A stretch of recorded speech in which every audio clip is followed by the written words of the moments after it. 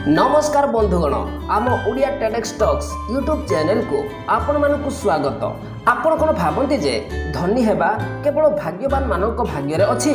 आपण केबे अनुभव करिसंती कि आपण कठिन परिश्रम कले मध्य आपण केबे आपनकर आर्थिक समस्या रु बाहरी पारिबे नाही? जदि हां तेबे एही सूचना आपण मानक पई आश्चर्यजनक होई पारे, कारण मु आपनकु जेउ गुप्त कथा कहिबाकू जाउछि ताहा आपनकु केवल आश्चर्य करिबो नाही बरम आपनकर चिंता करिवार शैली को मध्य परिवर्तन करिवो।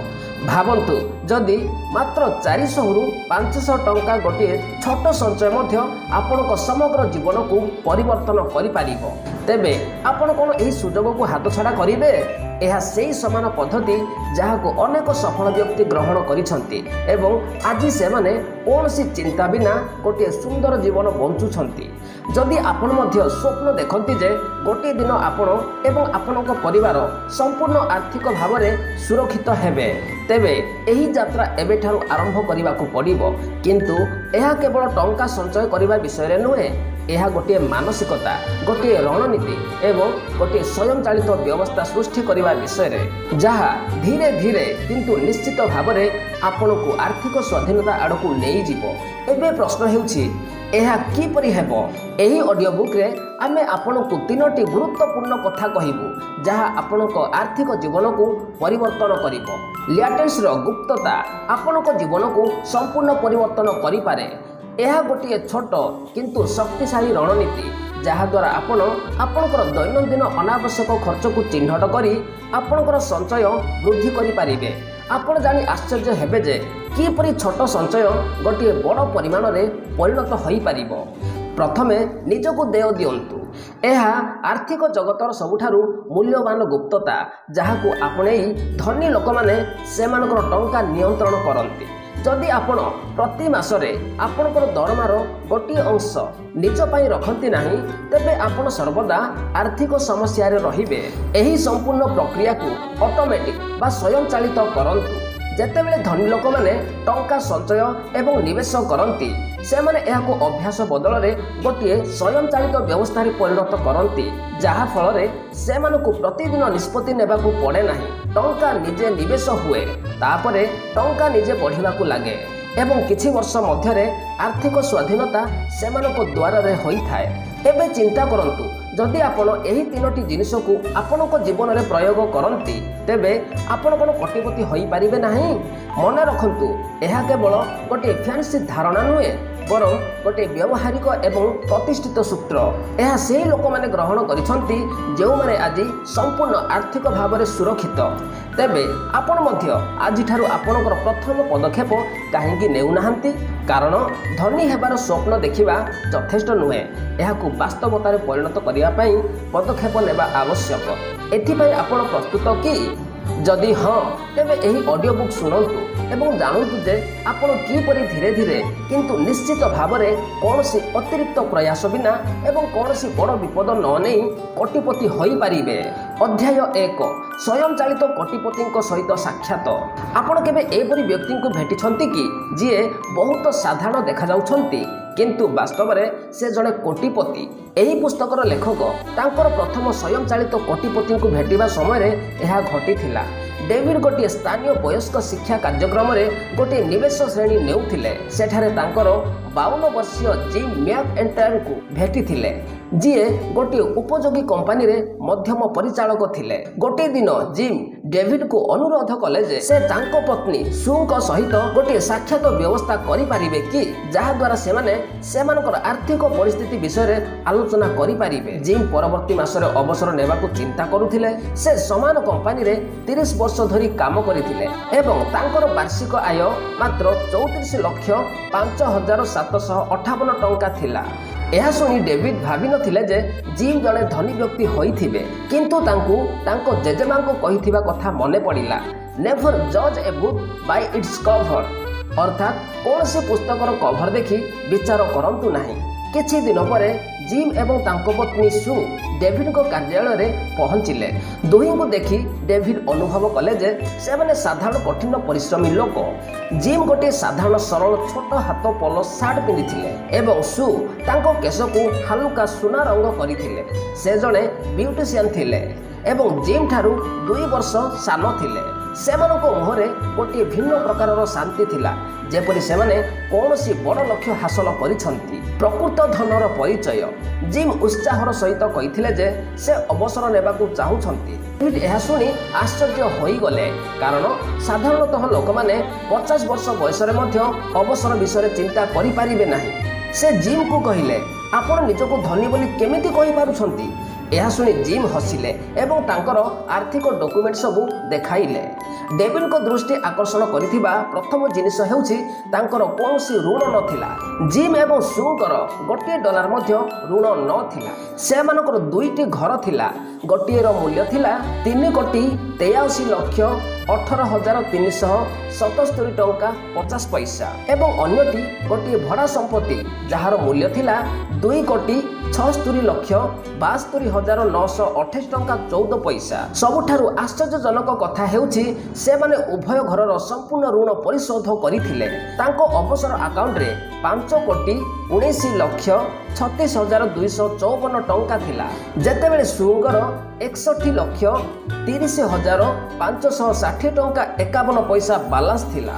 ଏହା ବ୍ୟତୀତ ତାଙ୍କ ବ୍ୟାଙ୍କ ଆକାଉଣ୍ଟରେ $13,62,34,677.92 ମୂଲ୍ୟର ମ୍ୟୁନିସିପାଲ ବଣ୍ଡ ଥିଲା ଏବଂ $2,12,806.88 ନଗଦ ରାଶି ଥିଲା।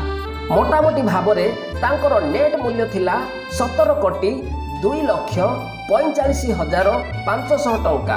ଏବେ ଡେଭିଡ୍ ବୁଝିପାରିଲେ ଯେ ଜିମ୍ ଏତେ ଶୀଘ୍ର ଅବସର ନେବାକୁ କାହିଁକି ଚାହୁଁଥିଲେ। ପ୍ରକୃତ ଏବଂ ନକଲି ସମ୍ପତ୍ତି ମଧ୍ୟରେ ପାର୍ଥକ୍ୟ। ଡେଭିଡ୍ ଅନେକ ଲୋକଙ୍କୁ ଦେଖିଥିଲେ ଯେଉଁମାନେ ଉପରେ ବହୁତ ଧନୀ ଦେଖାଯାଉଥିଲେ, କିନ୍ତୁ ପ୍ରକୃତରେ ସେମାନେ ଋଣଗ୍ରସ୍ତ ଥିଲେ। ଜଣେ ବ୍ୟକ୍ତି ପ୍ରତି ସପ୍ତାହରେ ତାଙ୍କ କ୍ଲାସକୁ ଆସୁଥିଲେ। ସେ ଗୋଟିଏ ନୂତନ ବିଳାସପୂର୍ଣ୍ଣ କାର୍ ଚଲାଉଥିଲେ ଏବଂ ତାଙ୍କ ହାତରେ ଗୋଟିଏ ରୋଲେକ୍ସ ଘଣ୍ଟା ପିନ୍ଧୁଥିଲେ, କିନ୍ତୁ ତାଙ୍କର ବାସ୍ତବତା ଅନ୍ୟ କିଛି ଥିଲା।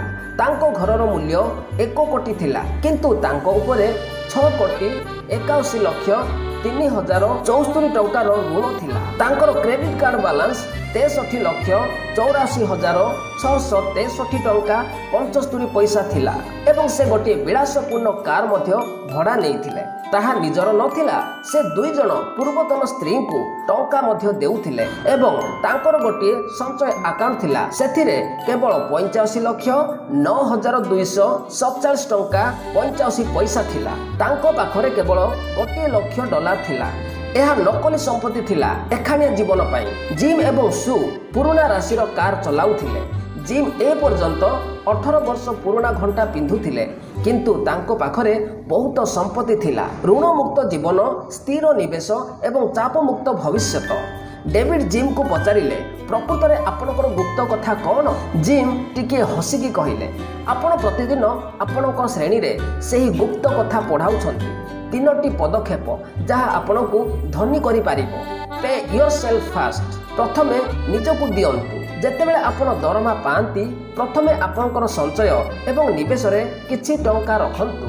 ଏହାକୁ ଆପଣଙ୍କର 401k କିମ୍ବା ଅନ୍ୟ ନିବେଶ ଆକାଉଣ୍ଟକୁ ପଠାନ୍ତୁ। ଏହା ଆପଣଙ୍କର ଧନର ନିୟମ ହୋଇଯିବ। ଆପଣଙ୍କର ରିଆଲିଟି ଫ୍ୟାକ୍ଟର ପ୍ରତି ଧ୍ୟାନ ଦିଅନ୍ତୁ। ଦୈନନ୍ଦିନ ଛୋଟ ଛୋଟ ଖର୍ଚ୍ଚ ଆପଣଙ୍କର ସଞ୍ଚୟକୁ ଖାଇଯାଏ।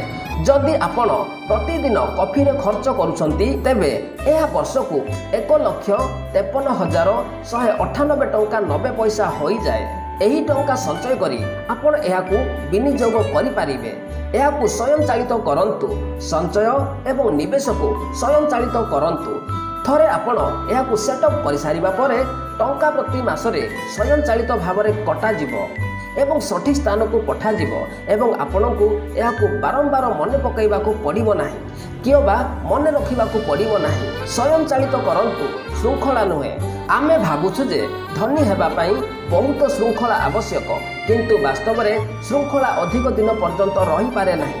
ମଣିଷ ମନ ଅଳସୁଆ ଏବଂ ସହଜରେ ବିଚଳିତ ହୋଇଯାଏ। ସେଥିପାଇଁ ଆପଣଙ୍କୁ ଆପଣଙ୍କର ଆର୍ଥିକ ଯୋଜନାକୁ ଅଟୋମେଟିକ୍ बा स्वयंचालित करने को पड़ो। आपणकर टंका अन्य काम खर्च होगा पूर्वर ताहा निवेश जावाई स्थिर होगा उचित। टिकस बिल एवं अन्य खर्च पूर्वर जदि यह स्वयंचालित हो जाए तेबे आपण को बारंबार संचय विषय चिंता करने को पड़ो ना। यही पद्धति प्रकृत में आपण को धनी करे आपण पाखरे कोटिपति हेबाई संपूर्ण मार्गदर्शिका अच्छी। किंतु प्रश्न हेउछि आपण कौन यह ग्रहण करने को प्रस्तुत कि जदि हाँ तेबे निश्चित भाव में परवर्ती अध्याय शुणु जेउठारे आमे एही तीनोटी पदक्षेप को विस्तृत भाव में बुझेबू एवं आपण को कहबू जे आपण एही गुप्त कथा को आपण जीवन में किपरि प्रयोग करिपारिबे। अध्याय 2 लियाटी फैक्टर बा बोध खर्च धनर लुकायित रहस्य। प्रायतः लोक माने भाबंती जे धनी हेबा पई सबुठारु गुरुत्वपूर्ण कथा हेउछि अधिकरु अधिक टंका रोजगार करिबा। आपण मध्य समान विश्वास करि पारंती ठीक ना। किंतु जदि यह सत होइथांता तेबे प्रत्येक व्यक्ति जे पदोन्नति पाती किंबा जहार दरमा वृद्धि पाए से आर्थिक भाव में सुरक्षित होइथांते। किंतु वास्तवता अन्य किछि। आमे जेते अधिक रोजगार करू आमर खर्च सेते बढ़ी थाए। जदि आपण भाबंती जे आपणकर आय कम एवं आपण संचय करिपारिबे नाही तेबे आपणको एही अध्यायटी सुनिबा निहाती आवश्यक। कारण सत्य हेउछि जे आपणकर खर्च अभ्यास आपणको आय अपेक्षा अधिक गुरुत्वपूर्ण। आपणकर आय कम हेउ कि अधिक हेउ आपण सठिक रणनीति सहित धनी होई पारिबे एवं यह जिम को द्वारा प्रमाणित होइछि। जी गोटे छोट दरमारू आरंभ करी तांको जीवन को बदलाई देइछंती। से कोनसी बड़ विपद नै नथिले कि कोनसी नूतन व्यवसाय आरंभ करि नथिले केवल तांकर छोट छोट खर्च उपरे ध्यान देइथिले। एबे प्रश्न उठुछि आपण मध्य यह करि पारिबे कि खर्च उपरे नियंत्रण गुरुत्वपूर्ण आय नुहे। अनेक लोक दिन राति कठिन परिश्रम करती तथापि सेमानकर संचय नाही। एहार कारण हेउछि छोट छोट अजथा खर्च जहा आमे देखु नाहु। डेविड को बंधु ग्यारी एहार गोटे उत्कृष्ट उदाहरण। जेतेबेले ग्यारी को दरमा 50,000 रु 5 लाख को वृद्धि पाइला तांकर संचय मध्य वृद्धि पाइबा कथा यह होई नथिला। तांको नूतन आय सहित तांको जीवन शैली मध्य हाई फाई होई गला। महंगा कार डिजाइन पोशाक घर स्कूल फैंसी रेस्टोरेंट छुट्टी ए सब तांको नूतन जीवन गोटे अंश होई गला। बाहरु से धनी देखा जाउथिले किंतु भितरे से ऋण एवं खर्च रे बुड़ी रहिथिले। एबे कल्पना करंतु जदि ग्यारी तांकर पुराना जीवन शैली को नियंत्रण करी एही टंका को विनियोग करिथांते तेबे से आज केते संपत्ति सृष्टि करिथांते। सद्यतम कारण हेउछि सेही छोट अभ्यास जहा आपण को धनी करि पारे। डेविड को क्लास रे जने झियो आसीथिला जहां को नाम थिला किम। से कहूथिला डेविड आपणकर तत्व बहुत भल किंतु यह व्यवहारिक नुहे। मु मोर दरमारे बंचे तेणु मु प्रतिदिन किपरि टंका संचय करि पारिबी। डेविड ब्लैकबोर्ड जाई चक उठाई किम को दैनंदिन खर्च लेखिबा आरंभ कले। किम कहिथिले जे प्रतिदिन सकाळे से गोटे डबल अणचर्बी किणंती जार मूल्य हेउछि 75 टंका 37 पैसा। से गोटे मफिन मध्य किणंती जार मूल्य हेउछि 87 टंका। तापरे मध्याह्न भोजन विरति रे से 336 टंका 42 पैसार गोटे फल रस पियंती जार मूल्य हेउछि 4253 टंका 95 पैसा। से गोटे पावर बार मध्य किणंती जार मूल्य हेउछि 86 टंका 61 पैसा। ए सबु जोड़िले किम प्रतिदिन 1570 टंका 8 पैसा खर्च करुथिले एवं यह पुणी केवल सकाळे।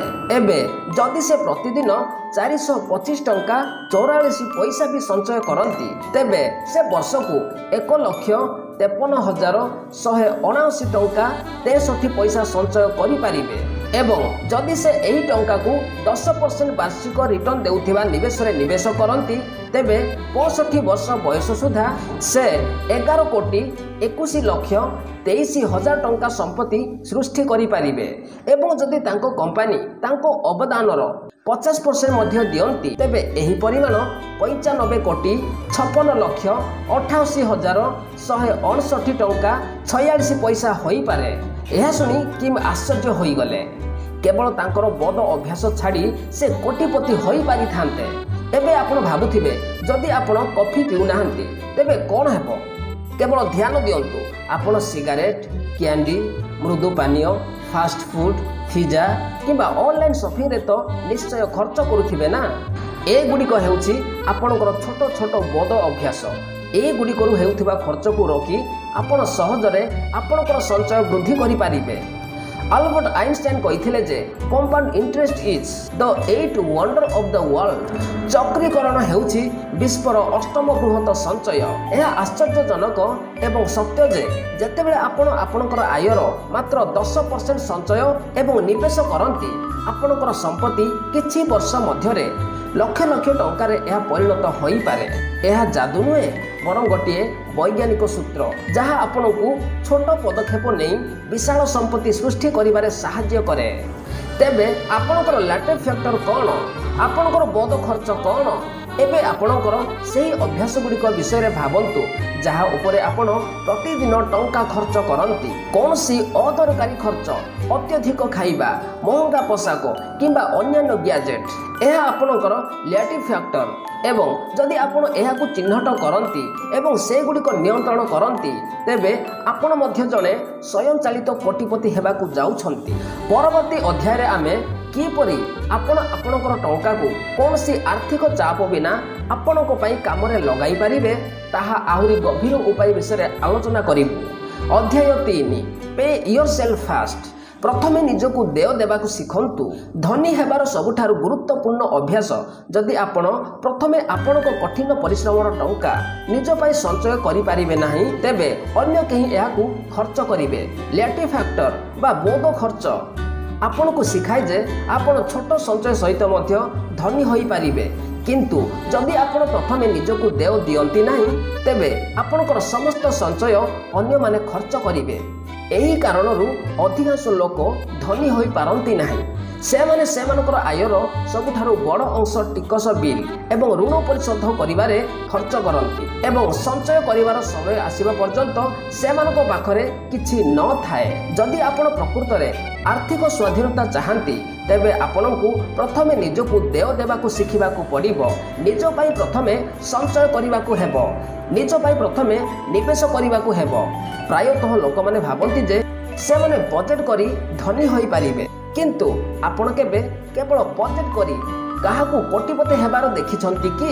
प्रकृत रे बजेट डाइटिंग परी काम करे। लोक माने जे पर्यंत डाइटिंग रे अछंती से पर्यंत निजको सीमित रखंती किंतु डाइटिंग छाड़िबा मात्रे से माने अत्यधिक खाइबा आरंभ करंती एवं पुणी पूर्व परी समान अवस्था रे पहुंची जांती। बजेट सहित समस्या हेउची एहा आपणको मानसिक भाव रे सीमित करे। यह आपण टंका को गोटे नकारात्मक जिनिस करिथाए। एपरि किछि जहाकू एड़ाई दिया जिबा उचित। यह दीर्घ समय पर्यंत स्थायी हुए नहीं। एथिपाई डेविड गोटे भल उपाय कहते प्रथमे निजको देय दियंतु। पे योरसेल्फ फास्ट। आपण प्रथमे काहाकू दियंती? जेतेबेले आपण दरमा पांती आपण प्रथमे कौन करंती? भड़ा, टिकस, विद्युत बिल, क्रेडिट कार्ड पेमेंट यह हेउछि बड़ भूल। जदि आपण प्रथमे अन्य मानकू देउछंती एवं निज पई किछि संचय करू नाहंती तेबे आपण सर्वदा आर्थिक समस्या रे रहिबे। प्रथमे निजको काहींकी देबे? प्रत्येक अमेरिकीय सेमानको रोजगार करुथिबा प्रत्येक डॉलर 27 सेंट बा 0.9936 पैसा स्वयंचालित टिकस रे जाए। तापरे राज्य टिकस, सामाजिक सुरक्षा टिकस एवं स्वास्थ्य बीमा नाम रे अधिक टंका कटा जाए। परिणाम स्वरूप आपनक दरमार केवल 60 रु 70% आपनक पाखरे रही थाए। बाकी टंका सरकार को जाए एवं बिल पेमेंट करे। तेणु प्रथमे निजको देय करंतु तापरे बाकी जिनिस। एबे प्रश्न उठे जे प्रथमे निजको किपरि देय करिवे? सबुठारु सहज उपाय हेउछि गोटे प्राकर निवेश अकाउंट खोलिबा। गोटे 401k अकाउंट खोलंतु। एहा गोटे अवसर अकाउंट जेउठारे टिकस कटिबा पूर्वरु आपनक टंका जमा होई जाए। गोटे IRA व्यक्तिगत अवसर अकाउंट रे विनियोग करंतु। एही अकाउंट कर संचय करिबारे मध्य सहाय्य करे। दीर्घकालीन भावरे बड़ रिटर्न दिए। स्वयंचालित स्थानांतर सेटअप करंतु। आपनकर दरमार 10% रु 20% गोटे स्वयंचालित निवेश अकाउंट को पठांतु जहा द्वारा एही टंका आपनक खर्च पूर्वरु संचय होई जिवो। आपण निज पई किबा अन्य मानक पई काम करूछंती कि? भाबंतु आपनकर कठिन परिश्रमर क्रेडिट सब किछि ପରେ କ'ଣ ଆପଣ ନିଜ ପାଇଁ ଟଙ୍କା ସଞ୍ଚୟ କରୁଛନ୍ତି ନା ଏହା ଆପଣଙ୍କ କଠିନ ପରିଶ୍ରମର ଲାଭ କାର୍ଡ କମ୍ପାନୀ ବ୍ୟାଙ୍କ ଏବଂ ସରକାର ଏହା ପାଉଛନ୍ତି। ଯଦି ଆପଣ ପ୍ରଥମେ ନିଜକୁ ଦେଉନାହାନ୍ତି ତେବେ ଆପଣ ପ୍ରକୃତରେ ଅନ୍ୟମାନଙ୍କ ପାଇଁ କାମ କରୁଛନ୍ତି, ନିଜ ପାଇଁ ନୁହେଁ। ଏବେ ପ୍ରଶ୍ନ ହେଉଛି ଆପଣଙ୍କୁ କେତେ ସଞ୍ଚୟ କରିବା ଉଚିତ? ଉତ୍ତର ହେଉଛି ଆପଣଙ୍କ ଆୟର ଅତି କମ୍ରେ 10%। ଉଦାହରଣ ସ୍ୱରୂପ ଯଦି ଆପଣଙ୍କର ବାର୍ଷିକ ଆୟ 42,55,025 ଟଙ୍କା 82 ପଇସା ତେବେ ଆପଣ ପ୍ରତି ମାସରେ 3,57,343 ଟଙ୍କା 14 ପଇସା ପାଇବେ।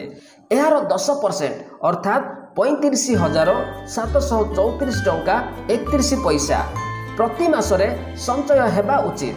ଅର୍ଥାତ୍ ଆପଣ ପ୍ରତିଦିନ କେବଳ 1,190 ଟଙ୍କା 60 ପଇସା ସଞ୍ଚୟ କରି କୋଟିପତି ହୋଇପାରିବେ। ଏହି 35,719 ଟଙ୍କା 64 ପଇସାକୁ ପ୍ରତି ମାସରେ 35 ବର୍ଷ ପାଇଁ 10% ଚକ୍ରୀକରଣ ହାରରେ ନିବେଶ କରିଚାଲନ୍ତି ତେବେ 65 ବର୍ଷ ବୟସ ସୁଦ୍ଧା ଆପଣଙ୍କର 90,80,60,146 ଟଙ୍କା ହେବ। ଏବେ ପଦକ୍ଷେପ ନିଅନ୍ତୁ, ଗୋଟିଏ ସ୍ୱୟଂଚାଳିତ ସଞ୍ଚୟ ଯୋଜନା ସ୍ଥାପନ କରନ୍ତୁ। 401k କିମ୍ବା IRAରେ ନିବେଶ ଆରମ୍ଭ କରନ୍ତୁ। ଆପଣଙ୍କ ଆୟର ଅତି କମ୍ରେ 10% ନିଜ ପାଇଁ ସଞ୍ଚୟ କରନ୍ତୁ। ମନେ ରଖନ୍ତୁ, ଯଦି ଆପଣ ନିଜକୁ ପ୍ରଥମେ ରଖିବେ ନାହିଁ ତେବେ ଆପଣଙ୍କ ଟଙ୍କା ସର୍ବଦା ଅନ୍ୟମାନଙ୍କ ପାଖକୁ ଯିବ। ଏବେ ନିଷ୍ପତ୍ତି ଆପଣଙ୍କ ହାତରେ। ଆପଣ କ'ଣ ଆପଣଙ୍କ ଭବିଷ୍ୟତ ପାଇଁ ସଞ୍ଚୟ କରିବା ଆରମ୍ଭ କରିବେ ନା ଅନ୍ୟମାନଙ୍କ ପାଇଁ? ଆପଣଙ୍କ ପକେଟ ପୂରଣ କରିବେ ନା ଅନ୍ୟମାନଙ୍କର? ଅଧ୍ୟାୟ 4 ଏହାକୁ ସ୍ୱୟଂଚାଳିତ କରନ୍ତୁ। ଆର୍ଥିକ ସ୍ୱାଧୀନତାର ସବୁଠାରୁ ବଡ଼ ରହସ୍ୟ କ'ଣ?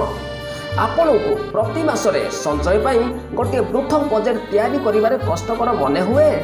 ଆପଣ କ'ଣ ଶୃଙ୍ଖଳା ପାଳନ କରିବାକୁ ଚେଷ୍ଟା କରନ୍ତି କିନ୍ତୁ ବାରମ୍ବାର ବିଫଳ ହୁଅନ୍ତି କି? ଯଦି ହଁ ତେବେ ଆପଣ ଏହା ଜାଣି ଅସ୍ୱସ୍ତି ହେବେ ଯେ ଧନୀ ହେବା ପାଇଁ ଆପଣଙ୍କୁ ବଜେଟ୍ ତିଆରି କରିବାକୁ ପଡ଼ିବ ନାହିଁ କିମ୍ବା ନିଜକୁ ଶୃଙ୍ଖଳିତ ହେବାକୁ ବାଧ୍ୟ କରିବାକୁ ପଡ଼ିବ ନାହିଁ। କେବଳ ଥରେ ମାତ୍ର ଏହାକୁ ସ୍ୱୟଂଚାଳିତ ଭାବରେ ସେଟ୍ କରନ୍ତୁ, ତାପରେ ଏହା ସ୍ୱୟଂଚାଳିତ ଭାବରେ ଚାଲିବ। ଜଣେ ସାଧାରଣ ବ୍ୟକ୍ତି କିପରି କୋଟିପତି ହୋଇପାରିବେ? ଜିମ୍ ମ୍ୟାକ୍ଇଣ୍ଟାୟର ଏବଂ ସୁ ଏହାର ସର୍ବୋତ୍ତମ ଉଦାହରଣ। ସେମାନେ ପେ ୟୋରସେଲ୍ଫ ଫାଷ୍ଟ ସିଷ୍ଟମକୁ ଗ୍ରହଣ କରିଥିଲେ, ଯାହା ମାଧ୍ୟମରେ ପ୍ରତି ମାସରେ ସେମାନଙ୍କ ଆୟର 15% ସ୍ୱୟଂଚାଳିତ ଭାବରେ ବିନିଯୋଗ କରାଯାଉଥିଲା। କିନ୍ତୁ ସେମାନେ ଏହାକୁ ସିଧାସଳଖ 15% ସହିତ ଆରମ୍ଭ କରିନଥିଲେ। ପ୍ରଥମେ ସେମାନେ 4% ସଞ୍ଚୟ ସହିତ ଆରମ୍ଭ କରିଥିଲେ, ତାପରେ ଏହାକୁ 5% କରିଥିଲେ, ଧୀରେ ଧୀରେ ଏହାକୁ 10%, ତାପରେ 15%କୁ ବୃଦ୍ଧି କରିଥିଲେ। ସେମାନେ କେବେ ବି ମାନୁଆଲ ଟଙ୍କା ସ୍ଥାନାନ୍ତର କରିନଥିଲେ। ତାଙ୍କୁ ଟଙ୍କା ସଞ୍ଚୟ କରିବାକୁ ମନେ ରଖିବାକୁ ପଡ଼ିଲା ନାହିଁ। ତାଙ୍କର ସ୍ୱୟଂଚାଳିତ ବ୍ୟବସ୍ଥା କୌଣସି ପ୍ରୟାସ ବିନା ପ୍ରତି ମାସରେ ଟଙ୍କା ନିବେଶ କରି ଚାଲିଲା ଏବଂ ଧୀରେ ଧୀରେ ସେମାନେ କୋଟିପତି ହୋଇଗଲେ। ଯେତେବେଳେ ଡେଭିଡ୍ 25 ବର୍ଷ ବୟସର ହୋଇଥିଲେ ସେ ତାଙ୍କ ଆୟର ମାତ୍ର 1% ସଞ୍ଚୟ କରିବା ଆରମ୍ଭ କରିଥିଲେ। 3 ମାସ ପରେ ସେ ଏହାକୁ 3% ବୃଦ୍ଧି କରିଥିଲେ। ଯେତେବେଳେ ସେ ମ୍ୟାକ୍ଇଣ୍ଟାୟରଙ୍କୁ ଭେଟିଲେ ସେ ଅନୁଭବ କଲେ ଯେ ବାସ୍ ବହୁତ ହେଇଗଲା। ସେ ଏହାକୁ 5%, ତାପରେ 7%, ତାପରେ 15% ଏବଂ ତାପରେ 20%କୁ ବୃଦ୍ଧି କରିଥିଲେ। ଏବେ ସେ ନିଜକୁ ଜଣେ ସୁପର ସେଭର ବୋଲି ଭାବନ୍ତି। ସେ ଅନୁଭବ କରିବା ଆରମ୍ଭ କଲେ ଯେ କମ୍ ଟଙ୍କାରେ ମଧ୍ୟ ଜଣେ ଆରାମରେ ରହିପାରିବ ଏବଂ ଯେତେ ଶୀଘ୍ର ଆପଣ ସଞ୍ଚୟ କରିବା ଆରମ୍ଭ କରିବେ ସେତେ ଭଲ।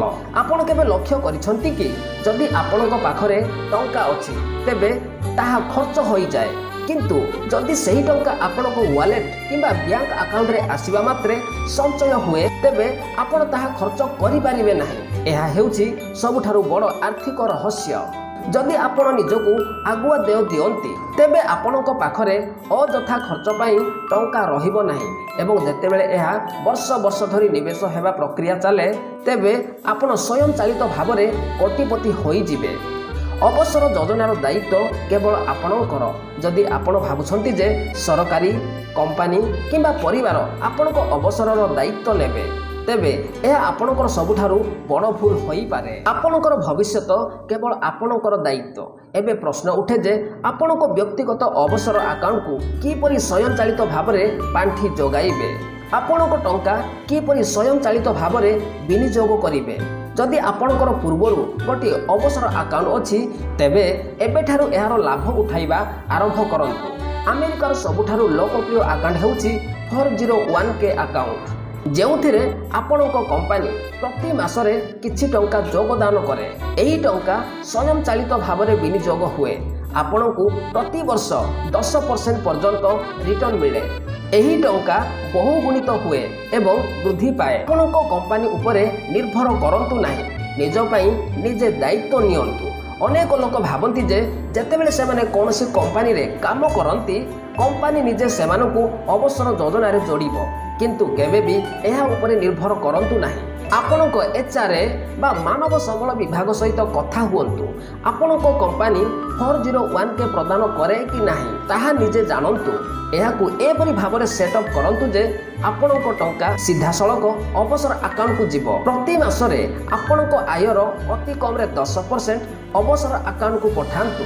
ଯଦି ଆପଣଙ୍କ କମ୍ପାନୀ 401k ପ୍ରଦାନ କରେ ନାହିଁ ତେବେ IRA ହେଉଛି ଗୋଟିଏ ବ୍ୟକ୍ତିଗତ ଅବସର ଆକାଉଣ୍ଟ। ଗୋଟିଏ ଆକାଉଣ୍ଟ ଖୋଲନ୍ତୁ।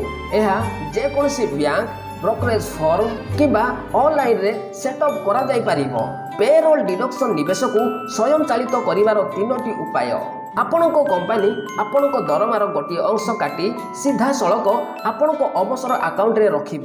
ଆକାଉଣ୍ଟ ଡିଡକ୍ସନ ଯାଞ୍ଚ କରିବା ପରେ ଆପଣଙ୍କ କମ୍ପାନୀ ଆପଣଙ୍କ ବ୍ୟାଙ୍କ ଆକାଉଣ୍ଟରେ ଟଙ୍କା ରଖିବ ଏବଂ ତାପରେ ଆପଣଙ୍କ ବ୍ୟାଙ୍କ ଏହାକୁ ଆପଣଙ୍କ ନିବେଶ ଆକାଉଣ୍ଟକୁ ପଠାଇବ। ଅନଲାଇନ ବ୍ୟାଙ୍କିଂ ସେଟଅପ୍ କରନ୍ତୁ। ଆପଣ ମାସିକ ଅବଦାନ ସେଟଅପ୍ କରିପାରିବେ, ଯାହାଦ୍ୱାରା ଆପଣଙ୍କ ବ୍ୟାଙ୍କ ଆପଣଙ୍କୁ ପ୍ରତି ମାସରେ ସ୍ୱୟଂଚାଳିତ ଭାବରେ ଦେୟ ଦେବ। ଆପଣ ଯେତେ ଅଧିକ ସଞ୍ଚୟ କରିବେ ସେତେ ଭଲ। ଯଦି ଆପଣ ପ୍ରତି ମାସରେ କେବଳ 10% ସଞ୍ଚୟ କରୁଛନ୍ତି ତେବେ ଏହାକୁ ପ୍ରତି ମାସରେ 12% କିମ୍ବା 15%କୁ ବୃଦ୍ଧି କରିବାକୁ ଚେଷ୍ଟା କରନ୍ତୁ। ଅପବ୍ୟବହାର ଖର୍ଚ୍ଚ କମ୍ କରିବା ଏବଂ ସଞ୍ଚୟ ବୃଦ୍ଧି କରିବା ପାଇଁ ନିଜକୁ ଚ୍ୟାଲେଞ୍ଜ କରନ୍ତୁ। ଯେତେ ଶୀଘ୍ର ଆପଣ ଆରମ୍ଭ କରିବେ ସେତେ ଅଧିକ କମ୍ପାଉଣ୍ଡିଂ ଆପଣଙ୍କୁ ଲାଭ ଦେବ। ଆପଣ ମଧ୍ୟ ଏହି ବାହାନାରେ ପଡ଼ିଛନ୍ତି କି ମୋର ଆୟ ବହୁତ କମ୍, ମୁଁ ପ୍ରତି ମାସରେ 5% ସଞ୍ଚୟ କରିପାରୁନାହିଁ, ମୋର କମ୍ପାନୀ 401k ପ୍ରଦାନ କରେ ନାହିଁ, ତେଣୁ ମୋର ସଞ୍ଚୟ କ'ଣ ଲାଭ କରିବ? ଷ୍ଟକରେ ବିନିଯୋଗ କରିବା ତ ବହୁତ ରିସ୍କି, ଏଥିରେ ବହୁତ ବିପଦ ଅଛି। ମୁଁ ଟଙ୍କା ହରାଇବାକୁ ଭୟ କରୁଛି, ମୁଁ ପରବର୍ତ୍ତୀ ମାସରେ ସଞ୍ଚୟ କରିବା ଆରମ୍ଭ କରିବି। ଯଦି ଆପଣଙ୍କର ବି ଏପରି ବାହାନା ଅଛି ନା ତେବେ ବିଶ୍ୱାସ କରନ୍ତୁ ଆପଣ କେବେ ବି ସ୍ୱୟଂଚାଳିତ କୋଟିପତି ହୋଇପାରିବେ ନାହିଁ। ବରଂ ନିଜକୁ କୁହନ୍ତୁ ଯେ ଯାହା ହେଉଛି ହେଉ, ମୁଁ ପ୍ରଥମେ ନିଜକୁ ଦେବି।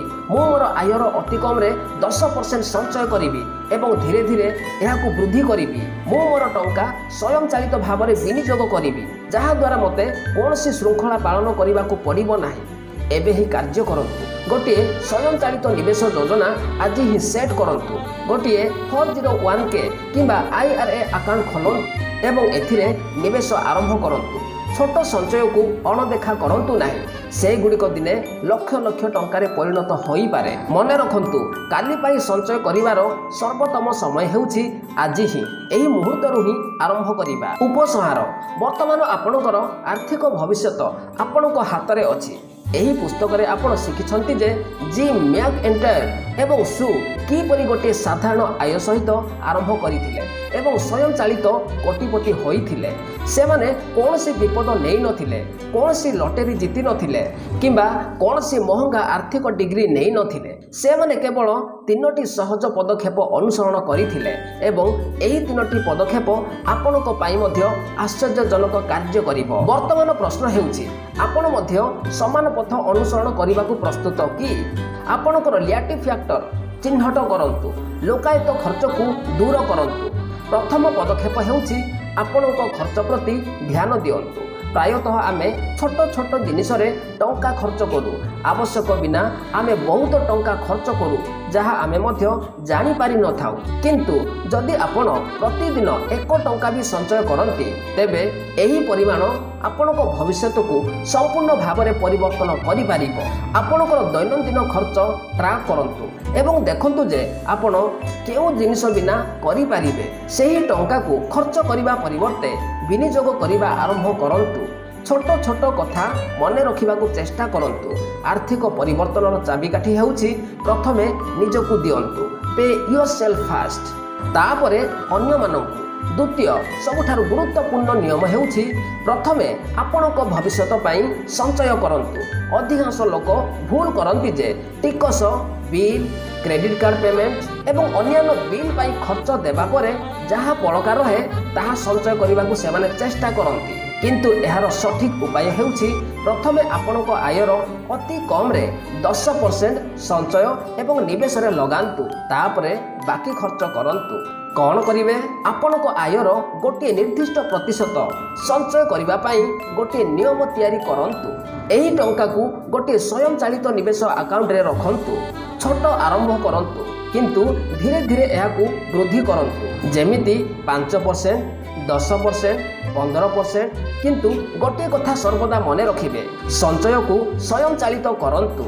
एही सेटअप हेबा परे आपनको प्रतिदिन संचय करबा विषय चिंता करबा को पड़िबो नाही एहा की परि करिवे आपनको दरमार गोटे अंश को सीधा सड़क आपनको निवेश अकाउंट रे स्थानांतर करंतु 401k IRA किबा म्यूचुअल फंड रे स्वयं चालित डेबिट सेट करंतु पेरोल डिडक्शन व्यवहार करंतु जहा द्वारा आपनको टंका खर्च हेबा पूर्वरु संचय हेई जिवो जदि टंका वॉलेट रे न आसे तेबे याको खर्च करा जाई पारिबो कि केबे नुहे जदि एतिकी काम करि देले तेबे एबे केवल धैर्य रखंतु एवं कंपाउंडर जादू को देखंतु आपनको कोनोसी बड़ पदक्षेप नेबाकू पड़िबो नाही केवल दैनिक आय संचय करबा आरंभ करंतु प्रथमे निजकू देय दियंतु एवं संचय को स्वयं चालित करंतु तापरे कोन हेबो आपणकर टंका प्रति मासरे बढ़िबो आपणको गोटिए पृथक बजेट तैयारी करबाकू किंबा निजकू श्रृंखलाबद्ध करबाकू पड़िबो नाही किछि वर्ष मध्यरे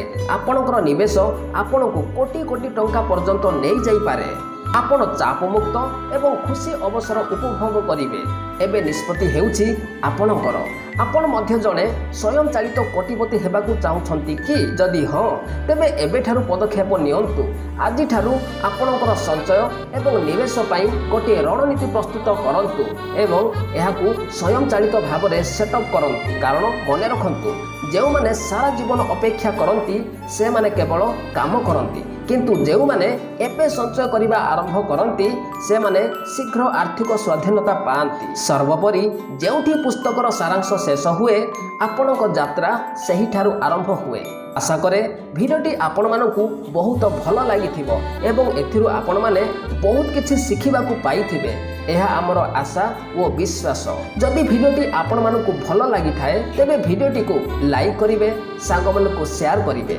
भिडियोर केउ अंशटी आपनको अधिक भल लागिला ताहा कमेंट माध्यम रे आपण जणाई पारिबे एवं हाँ जदि चैनल को प्रथम थर विजिट करिसंती तेबे सब्सक्राइब करने को जमारू भूलंतु नाही आपणकर बहुमूल्य समय देइथिबारु आपण मानकू अशेष अशेष धन्यवाद।